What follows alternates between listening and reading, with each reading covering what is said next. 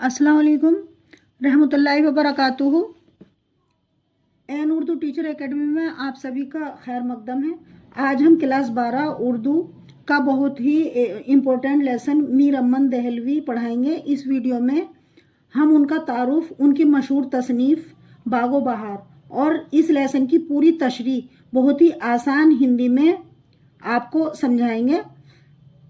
अगर आप board exam की तैयारी कर रहे हैं तो इस वीडियो को आखिर तक जरूर देखें। तो चलिए बिना किसी देरी के अपना लेसन शुरू करते हैं। बच्चों, सबसे पहले हम जान लेते हैं कि मीर अमन दहलवी कौन थे। ये मीर अमन जी का फोटो है। मैं स्टार्ट करती हूँ बच्चों। मीर अमन 1750 के आसपास दिल्ली में पैदा हुए। इसी शहर में उनकी परवरिशो पूर्वाख्त और तालीम और तरबियत हुई।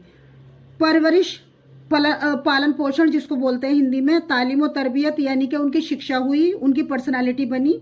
लेकिन जब अहमद शाह दुर्रानी के हमले ने दिल्ली को तबाह कर दिया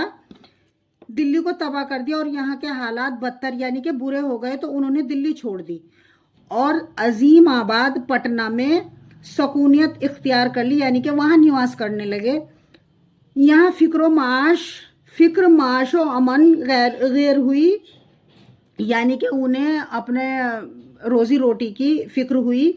तो वो कलकत्ता पहुंचे, जहां फोर्ट विलियम कॉलेज में 4 मई 1801 को उन्हें 40 रुपये माहवार आप जानते हो मंथली नौकरी मिल गई। इस कॉलेज के प्रिंसिपल जॉन गिलक्रिस्ट ने उनको फारसी तसनीफ रचना को कहते हैं, यानी कि बुक को, किस्साए चाहार दरवेश को उर्दू में तर्जुमा यानी कि ट्रांसलेशन करने का काम सौंप दिया, हैंडओवर कर दी उनको। ये तसानीफ जो थी उनकी, उन्होंने निहायत ही सादा यानी कि सरल और सलीस खूबसूरती के साथ, और बाब मुहावरा यानी कि मुहावरा भी उसमें उन्होंने रखा, जबान में उनका तर्जुमा किया, ट्रांसलेशन कर दिया और बागो बहार नाम रख दिया, और उसका नाम उन्होंने रख दिया बागो बहार। ये किताब मुकम्मल सूरत में 1803 में शाया यानी कि पब्लिश हुई।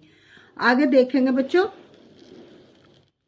ये देखिए, बागो बहार का इसलूब यानी कि राइटिंग स्टाइल जो था, उनका लेखन शैली जो थी निहायत ही दिलकश अट्रैक्टिव थी। और उसकी दिलकशी का राज आप जानते हैं, सीक्रेट उसके जुबानो बयान में पोशीदा यानी कि छिपी हुई है। इसमें फिक्रों की चुस्ती, मुकालमों की दिलफरेबी, बयान की शगुफ्तगी व रवानी पाई जाती है।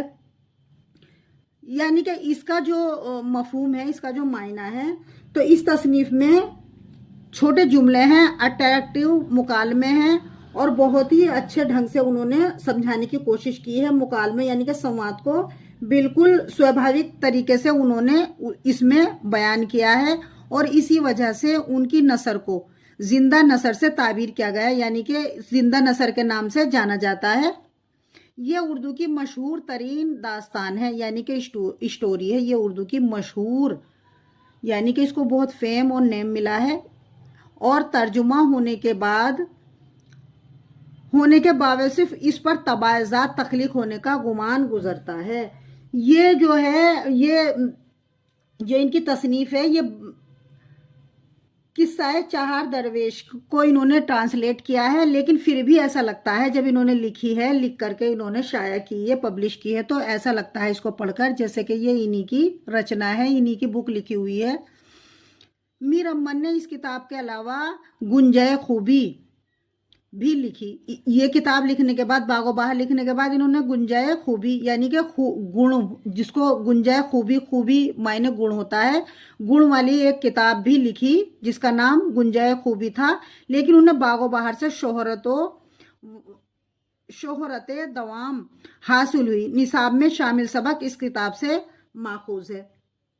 इन्हें इतनी शोहरत मिली इस किताब से कि निसाब में यानी कि सिलेबस में, जो यूनिवर्सिटीज़ में सिलेबस हैं, उसमें इनकी इस किताब को माखूज किया गया है, रखा गया है। आज भी शामिल है, ये माखूज मायने शामिल किया गया है।